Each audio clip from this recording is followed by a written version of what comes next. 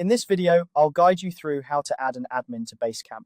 Whether you're new to Basecamp or just need a quick refresher, this tutorial is designed to be simple and straightforward.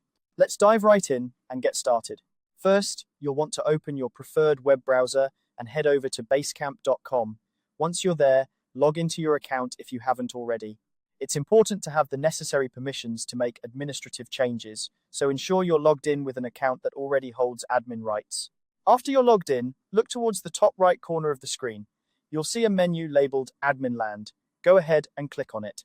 Admin Land is essentially the control center within Basecamp where you can manage various aspects of your organization's account. It's the place where you can handle user permissions, billing, and other administrative tasks. Once you're in Admin Land, you'll want to look for the option that says Add, Remove Administrators. Click on this option to proceed to the next step. This section allows you to manage who has administrative privileges on your account, making it a crucial step in ensuring that the right people have the necessary permissions to manage your Basecamp projects effectively. Now that you're in the right section, it's time to add a new admin. You'll see a field where you can type in a person's name. Start typing the name of the individual you wish to grant admin rights to.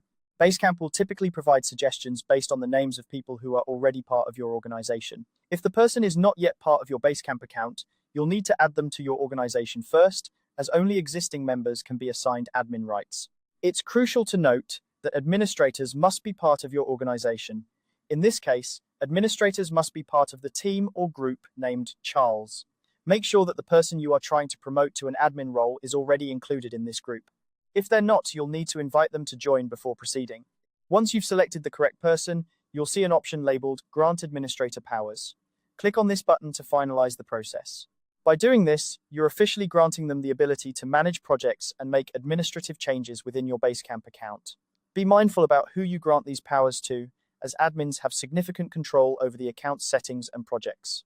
And there you have it. You've successfully added a new admin to your Basecamp account.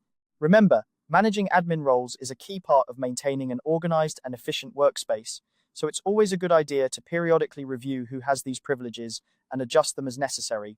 Thank you for watching this tutorial on how to add an admin to Basecamp. If you found this video helpful, be sure to like and subscribe for more tutorials and guides. If you have any questions or need further assistance, feel free to leave a comment below. Happy organizing, and see you in the next video.